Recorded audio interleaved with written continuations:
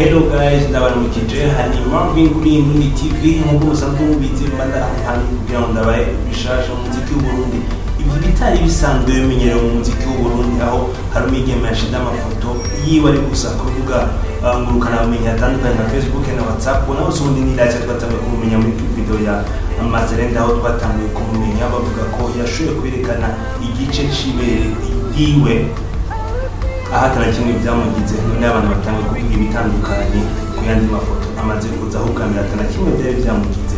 Lacia no muri video Lacia akaba asanzwe ari n'umuririmbyi ikazi. Lacia avuga iki? Jengano nyirabu. Oui, allo. Yo, bite? Sawa Marvin. Urakomeye? Yego ni bon. Urahene cyangwa uracajyana? Dimas naje simanya nzo. Hari udufoto twawe nabonye. Nitwa nashaka ko tuvuganako. Oshimgani zirasohoka ni juste gusa Jimmy yashatse kwerekana ko nari muri studio y'umugabo. Zirasohoka mugani zirako ari muri iyi minsi nye. Ariko hari udufoto twabonye Lacia afise agatabi n'agaprimus kandi umengo ntaco yambaye. Hajye wari wambaye canke ntaco wari wambaye? Ntaco nambaye. Nari nicaye kuri stage ntaco nambaye. Musi nta na kimwe wari wambaye? Ya muramwemerera gufotora canke musanzwe musohokana na Jimmy? Nakazi turafite twabikoze.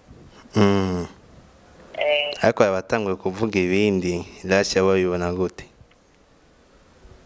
Barayivuga mugabo je ndaza akazi ndimo kandi ndazize ndiko ndakora nerekanye genre image mo bakial. Turabona mwicupa rya Primus hariho gukora publicity muri ajya amafoto. Mugabo je sinakoze suppose ko nafashe comme ça ari n'inzoka. Ngiye Primus nawe twayimo Primus cyangwa ndiki.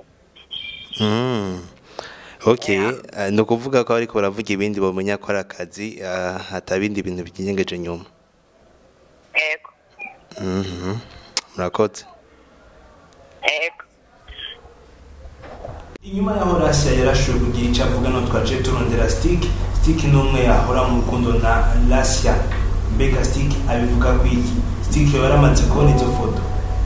Byo babimeze gutamwe Stick yaramaze kubona izo foto. Cana karazibona umviriza Stick. Stick ndakuramukije. Yego nandi ndakamukije. Mbiri gutega Stick. Ibombo. Oraneta. Yego ma. Nzafe kumva mu gitanda ndaki. Byaraye bihaye canke wajyanye uteze? Ejo namaze day yose muri studio mani numva ndushe kabisa. Twitege izindi ndirimbo rero zishasha. Imvura kabisa. Twashaka kukubaza ku bintu vya Lacia amatwa dusumira niwe muntu wa nyuma meruka kuba musohokana. Akaba hagaragaye amafoto yiwe ataco yambaye. Stick nk'umuntu basohokanye bari kumwe mu rukundo ayo mubarira iki? Je amafoto nayo ndabona. Ndayabona vraiment. Ariko nzogira ico ndavuze ko ndabonye ma.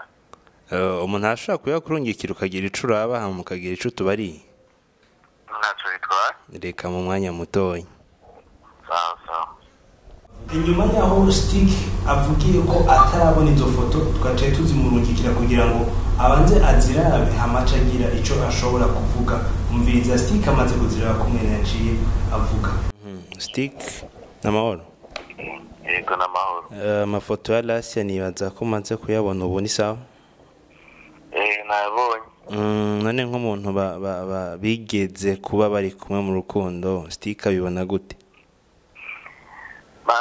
Kumera majewe ndatangaye kweli mugabo sinzi impamvu ziwe zatunabigira nimba abona ko ari byo bikenewe muri music jewe sinomudekohasha.